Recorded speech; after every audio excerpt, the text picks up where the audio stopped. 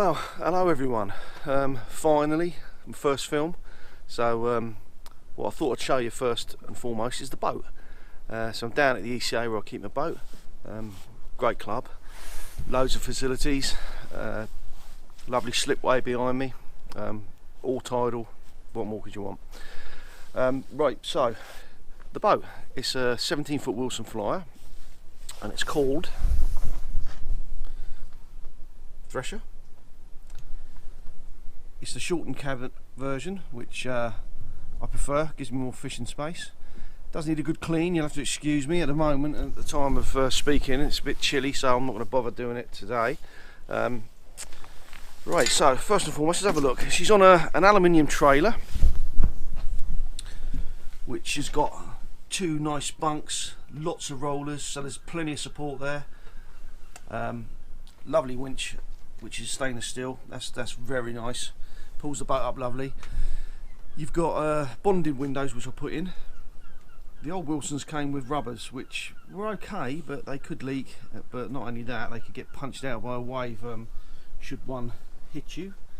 Now, quite a few times I've heard people say there's a Wilson over there, it's rubbish, it's sank, it's got flooded, it's got whatever, holes in it. And I've looked at it and thought, that's not even a Wilson. So the way to show you what a Wilson is the chines. Now if you look on the side of any Wilson, you'll see 1, 2, 3. And that'll tell you it's a Wilson as opposed to anything like a Pilot Dory or any other type of Dory. Don't get me wrong, a lot of Wilsons nowadays aren't without faults because they're old boats. So, you know, people have done work on them, bad work sometimes.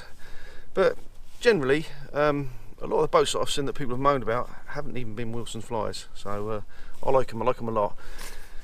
I'll show you a few other little things about my Wilson which are different than other people's. For that, maybe we jump on board. Alright, so here we are in the pilot position.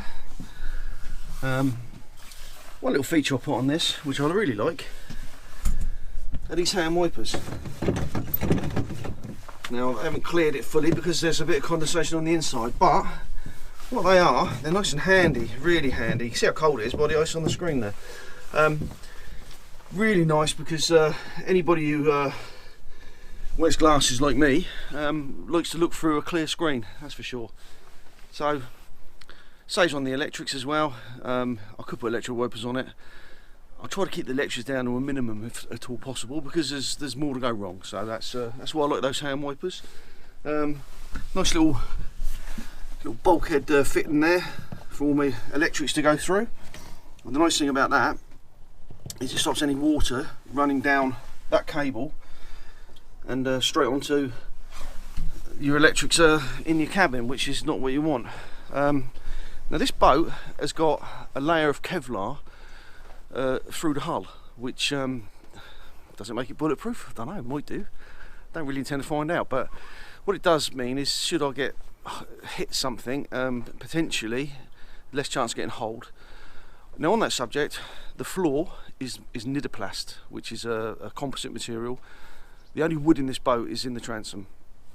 Again, less wood the better, less things to rot. Over time, takes a long time for things to rot really, let's face it, but even so, I prefer that nidoplast. The good thing, the really good thing is, a lot of dories suffer from water ingress under the deck, and the problem with old Wilsons is they didn't have limber holes, and they're the holes between the floor bearers that allow any water to run down into the well at the back, and then you can undo your transom plug and let it all out. Now the good thing about this boat is when I undo my bung that goes under floor, I hear hissing, which is great because that's the play pit balls underneath. That's the air escaping. If it's airtight, it's watertight, which is good. And those play pit balls are in there not for buoyancy, they're in there should you get hold. There's just less space really for the water to fill up. Right, so a couple of more things. That there is a radar reflector, and it's what's called a passive reflector, so in other words not powered up, but it's an Echo Max. They are very good.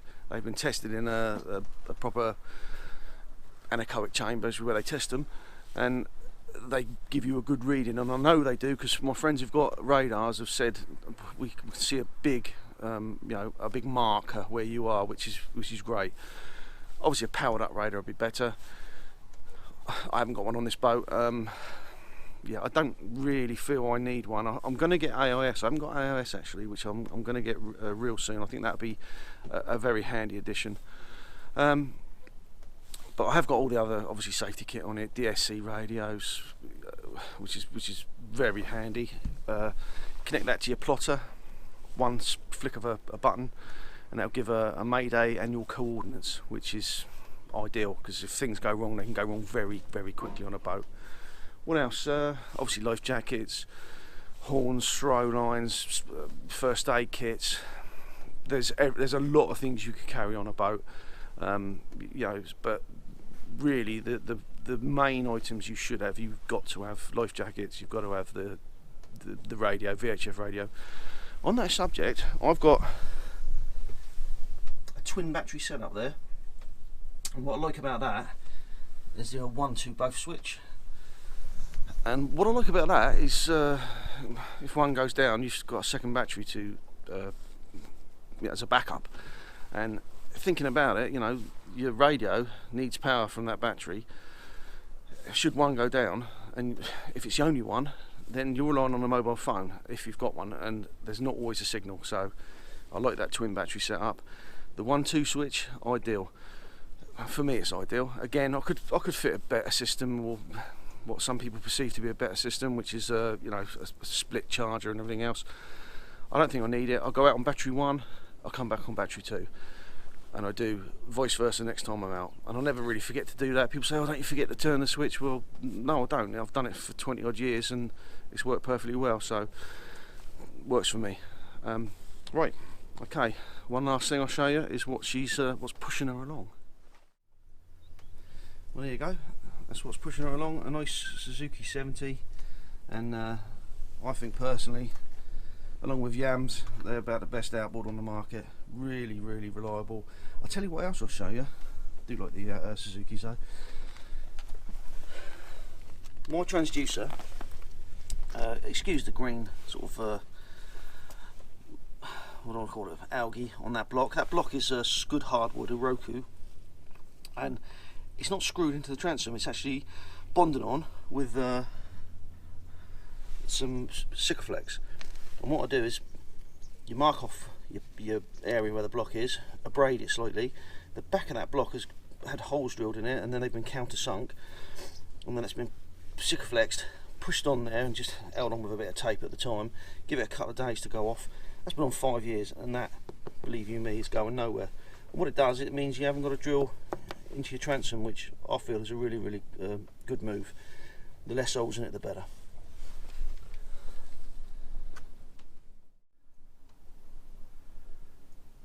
Well, there you go. So stainless all round, some nice rails there, in case you have to climb around the front. On that subject, I've put good handles on there. I've strengthened it with a plate which is holding my fly bridge to my cabin. It's a sort of a stainless plate that I've made up there. That gives that an extra bit of security, because I'm a big old lad, and if I climb around the front there, I don't want that tearing off and dropping me in the drink. Obviously got the rails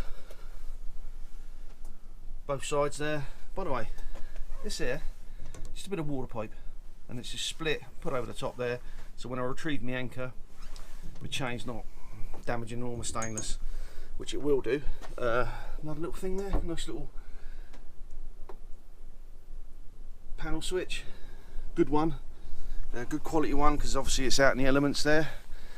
My roller, got a post there should I need to tie anything off. The roller, what's important about that is that pin, that keeps that rope enclosed in that roller, which is really important. You don't want it bouncing out and suddenly you're sort of anchored side on. Got some nice fair leads, which keeps all my rope very neatly coming down the side of the boat. It's cleated off here. Although it's cleated there, as I said, the weight is always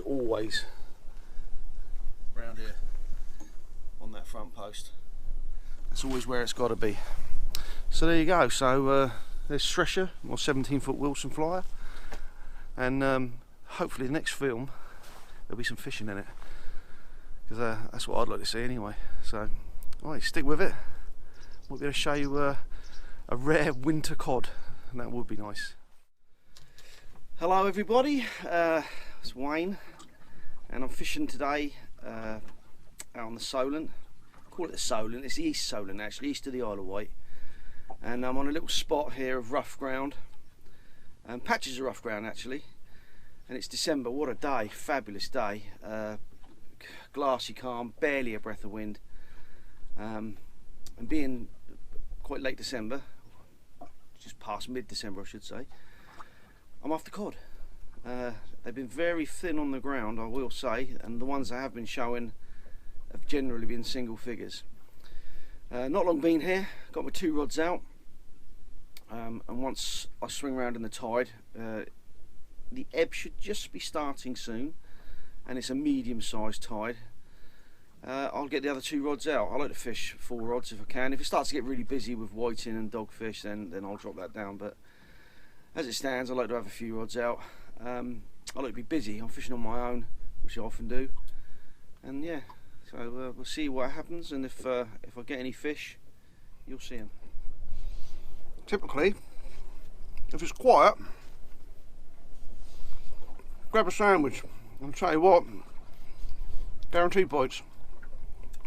And my left hand rod here is going proper. Look, that ain't a dogfish. Come on, here we go. Bloody food, eh?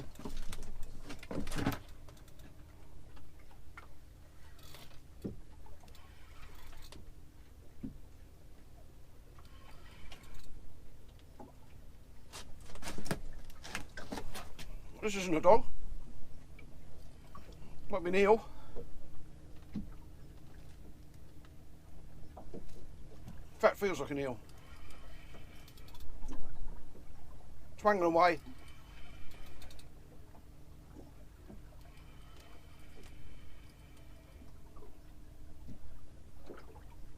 You never can tell though. A few of my friends who've had big cod initially thought they were eels. Don't think this is one, but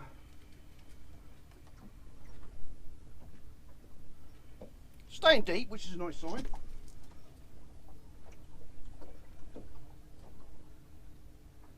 Should always get my net ready, really. It's staying deep though.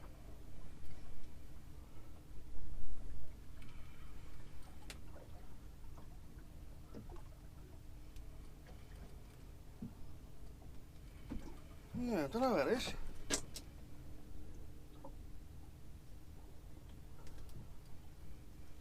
Still my money's on an eel, but the only net I've got is a great big heavy thing, and it's hard work on my own to pick it up one-handed. I must get myself a smaller, sort of lighter net, but a strong light landing net. But that's going down, that's staying straight down, which is a good sign. Eels and rays and things often kite back in the tide. Not all the time, but often. But oh, hello. Hello, hello. Get the net, Wayne.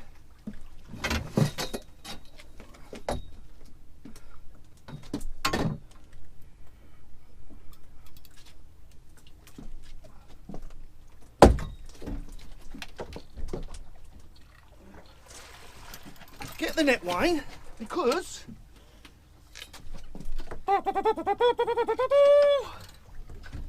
excuse the fanfare, but there we go. Worth it, because Mr. Nodder, lovely, lovely job. We've got a little bit of a cluster here with another line, but I'll tell you now, he'll do. He'll do for a start, because literally I've only been fishing an hour. There's the hook, just sitting down in his mouth, which is why you grab the net. that came out as easy as that. But there we have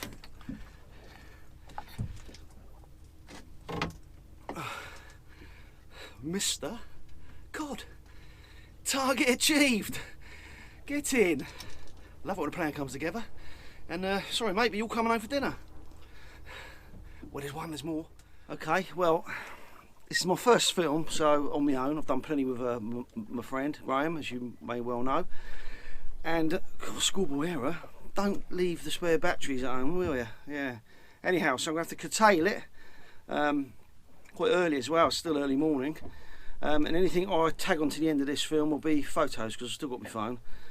Anyway, I hope you've enjoyed my first little attempt, and I'd like to think I might bring you a few more. So if you liked it, subscribe, keep watching, and best of luck. And I shall pull someone's name out of the hat shortly for a day out, free day out with me if they want it. So alright, good luck, tight lines, and I'll see you next time.